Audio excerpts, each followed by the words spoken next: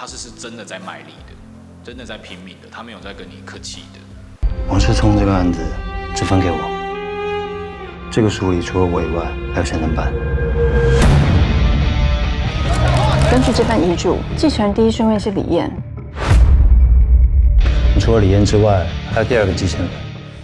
其实我觉得他没有去 update 他们两位最新的影视作品，其实他们在表演跟口条方面已经跟过往是迥然不同的，所以我觉得这个东西其实要帮他们平反一下。那时候选他们的时候，我也确实坦白说，我听到一些这种声音。可是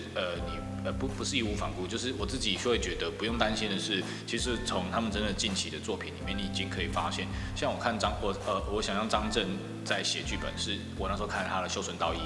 我觉得它里面很多气质跟眼神跟表演的方式，其实已经跟以前很不一样。然后包括像赤道，我也觉得都还 OK 哦。对，然后所以他其实我觉得他们两位在真正近期的作品里面，他们其实已经被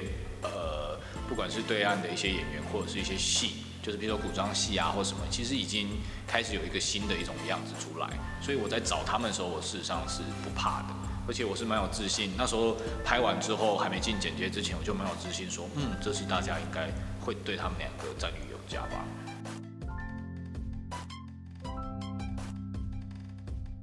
他们其实都是很敬业的演员，因为我过往碰到演员其实都是这样子的，然后现在只是他们是可能是更国际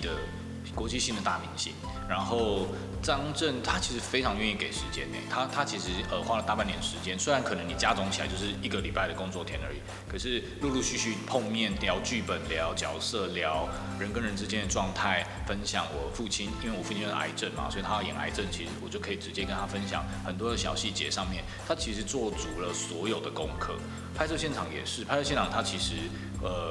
照自己要的表演了，然后那个我给他一些指令之后，他又再去做了一些调整，然后有时候我给的指令，他还会刻意的不要用一样的我的指令的方式，想要再融会贯通一个新的方式给我看，他可以做到这么有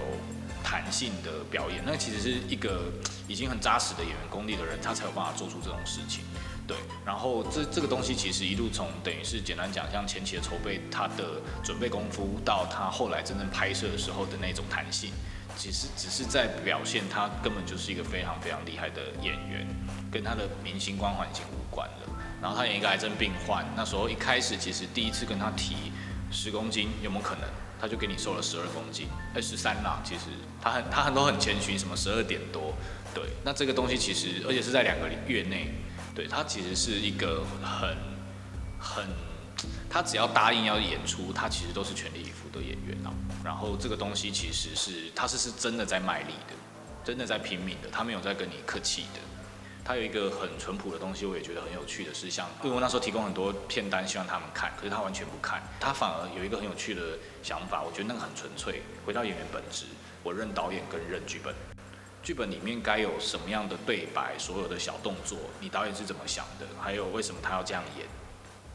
他觉得才是最重要的。把这东西服务好，胜过于去看一堆 reference。那一开始你知道他没有看，会不会有点纠结？对，想说现在耍大牌吗？虽然真的是大牌，对，但没有，就是知道。但我相信他们其实做这件事情本身，应该说他们答应演出了。他们就是全力以赴，所以你不用去真的把心思放在他是不是会耍大牌啊，这种东西是完全不可能的，因为不然他就连答应都不会答应。所以当他答应之后，真的开始跟他接触之后，发现他又是那么努力的人，然后他做这些东西，他不做一定有他的原因，可能当下各自忙，或至少我忙其他技术含量的东西，我没有时间去确认。所以当宣传的时候，再听到去确认的时候，你当时不看，其实有这样子的心思在里面，那我觉得非常棒，因为那真的是回到演员的最本质。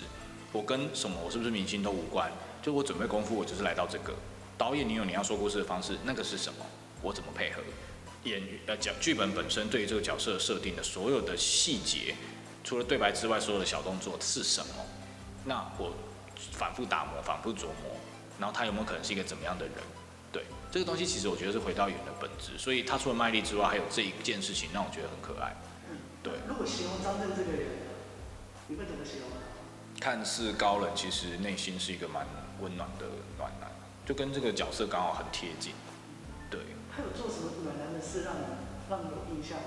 没有，就是你会发现一个人不是纯粹的高冷或者是高傲，的在跟你做所有的相处，而是在一些小细节上面，他会担心你，或者提醒你，或者是他会想要贡献更多，他根本其实很敏感的，用很 sensitive的方式已经在脑中运转过的东西。